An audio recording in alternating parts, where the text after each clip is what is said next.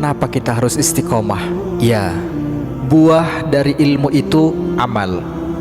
Buah dari amal itu istiqomah. Maka disebutkan setiap manusia itu rugi kecuali orang yang berilmu.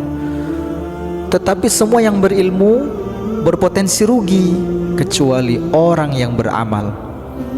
Yang beramal masih berpotensi rugi kecuali orang yang ikhlas menjalankan amalnya.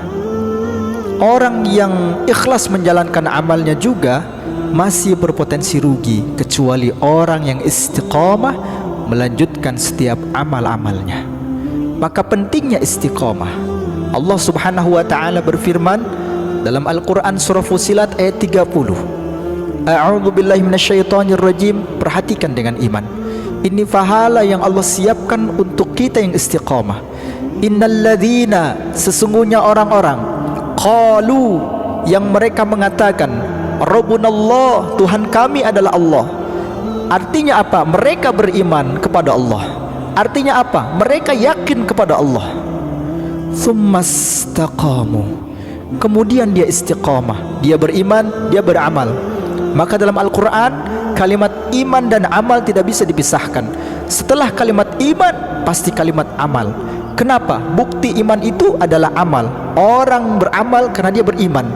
Maka saat dia beriman kemudian dia beramal, tsumastaqamu, kemudian dia istiqamah, dia melanjutkan kebiasaan-kebiasaan baiknya. Apa yang dia akan dapatkan? Masya Allah, tatanazzalu alaihimul malaikah, maka akan ada malaikat yang turun membersamai kehidupan mereka. Alla takhafu wala tahzanu, jangan takut, jangan sedih. Maka orang yang istiqamah hidupnya tegar di jalan Allah. Orang yang istiqamah hidupnya siqah di jalan Allah.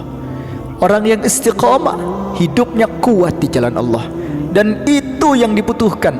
Pasca Ramadan, Allah melatih kita dengan Ramadan agar setelah Ramadan ini kita menjadi pribadi yang makin baik. Pertanyaannya, kalau dengan puluhan kali Ramadan Allah izinkan bertemu dengan kita, dan sekarang kita bertemu dengan bulan Syawal, kalau tidak ada peningkatan dalam hidup kita, butuh berapa kali Ramadan yang Allah harus hadirkan dalam kehidupan kita? Maka Allah berikan kesempatan kita bertemu dengan bulan Syawal, hari kemenangan. Kita menang setelah Ramadan. Pertanyaannya, what next after Ramadan? Istiqomah jawabannya. Lanjutkan kebiasaan baiknya. Orang yang istiqomah hidupnya kuat, hidupnya tegar. Bahkan lihat ujung ayatnya, wa abshiru bil jannati allati kuntum tu'adun, dan berikan kabar gembira kepada orang yang istiqamah dengan apa? Dengan syurga yang Allah janjikan. Pertanyaan selanjutnya, bagaimana caranya kita istiqamah? Setidaknya ada 5 cara yang bisa kita lakukan agar istiqamah pasca Ramadan. Yang pertama, tambahkan ilmunya. Seseorang akan punya semangat untuk beramal kalau dia tahu ilmunya. Maka setelahnya Ramadan, ayo lanjutkan datang ke majlis ilmu, hadir di majlis ilmu, karena orang akan bahagia ketika dia punya ilmu. Apa kata Nabi dalam hadis? Barang siapa yang mau bahagia di dunia dengan ilmu, barang siapa yang mau bahagia di akhirat dengan ilmu, dan barang siapa yang mau mendapatkan kebahagiaan dua-duanya, maka dengan ilmu. Maka ayo tambahkan ilmunya. Yang kedua, jika kita mau istiqomah, cari lingkungan yang baik yang bisa mendukung kebaikan kita.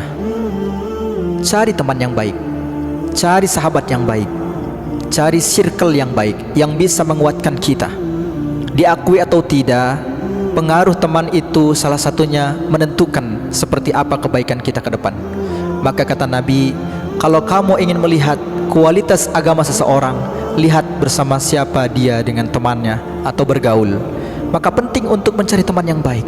Mulai hari ini, pilih-pilih dalam bersosmed, dengan siapa kita berteman, kita follow siapa, itu menjadi penting, akan menentukan kebaikan kita. Yang ketiga, sibukkan dengan ketaatan. Maka pelan-pelan engkau akan meninggalkan kemaksiatan. Orang itu Kenapa masih hobi berbuat maksiat?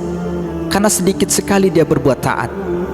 Kalau dia menyibukkan dirinya dalam ketaatan, maka pelan-pelan dia akan lupa dengan kemaksiatan. Karena manusia punya dua potensi, kadang kau taat, kadang kau maksiat, kadang kau benar, kadang kau salah. Maka bagaimana timbangannya? Kalau engkau ingin menurunkan kesalahanmu, perbanyak kebaikanmu. Jika engkau ingin mengurangi kemaksiatanmu, maka tingkatkan ketaatanmu kepada Allah. Maka engkau akan menemukan nikmat daripada ketaatan itu. Yang keempat, pastikan tujuannya, luruskan niatnya. Hadirin yang dirahmati Allah, dunia bukan tempat tinggal kita. Dunia tempat meninggal kita. Hidup bukan hanya untuk sekadar hidup, tetapi hidup untuk Sang Maha Hidup. Mati bukan akhir kehidupan, justru mati itu adalah awal kehidupan yang sebenarnya. Kita bukan tinggal di sini, kita mau ke surga. Dan kita tahu, setidaknya manusia akan mengalami 12 tahapan kehidupan. 1 alam ruh, 2 alam rahim, 3 alam dunia, 4 alam kubur, 5 alam kiamat, 6 alam dibangkitkan, 7 alam dikumpulkan, 8 alam ditimbangkan, 9 alam dihitungkan, 10 alam diberikan syafaat pertolongan, 11 alam diperjalankan di sebuah jembatan, 12 alam ditentukan akhirat, syurga ataupun neraka. Dunia bukan akhir. Ternyata ini masih etapa yang ketiga. Masih panjang perjalanan kita. Maka jangan terlena dengan kehidupan dunia. Jangan habis waktu kita untuk nyiapin bahagia di dunia, tetapi pastikan habiskan hidup kita untuk mendapatkan kebahagiaan di akhirat, bukan hanya di dunia. Hidup kita enggak lama, sebentar. Maka siapa orang yang paling cerdas dalam hidupnya adalah orang yang paling banyak ingat mati dan mempersiapkan bekal kematiannya. Maka orang yang istiqomah tahu tujuannya, bukan di sini, tetapi nanti di sana. Kalau kita tahu tujuannya, maka seberat apapun ujiannya, kita akan lalui itu dengan kekuatan kita. Ibaratnya seorang pendaki gunung, ketika dia tahu puncak daripada tujuannya, maka seberat apapun dia ujian ketika dia mendaki, maka dia akan lalui. Kenapa? Bukan ini. Maka apa sikapnya? Dikasih nikmat, syukur. Dikasih ujian, sabar. Ketika beramal, ikhlas. Ketika ada takdir, ridho. Dibulak-balik. Itu sebuah sikap yang luar biasa, dan itu tercermin karena dia istiqomah di jalan Allah Subhanahu wa taala. 1. Tambahkan ilmunya. 2. Cari lingkungan yang baik. 3. Sibukkan dengan ketaatan. 4. Pastikan tujuan hidup kita. Dan yang kelima, agar kita istiqomah, perbanyak doa kepada Allah Subhanahu wa taala. Yang membolak-balikan hati itu adalah Allah. Yang merubah kehidupan itu adalah Allah. Maka setidaknya boleh diamalkan doa yang bisa kita baca agar kita diberikan kekuatan untuk istiqomah di jalan Allah Subhanahu wa taala. Doa yang Nabi anjurkan, ya muqallibal qulub, tsabbit qalbi 'ala dinik. Duhai Allah yang membulak-balikan hati, tetapkan hatiku di atas agamamu. Mudah-mudahan bulan Syawal ini serta bulan-bulan ke depan sampai 11 bulan ke depan, mudah-mudahan kita bisa mengisi amal-amal kebaikan kita di hadapan Allah Subhanahu wa taala sampai pada akhirnya nanti Allah pertemukan kita kembali dengan bulan suci Ramadan.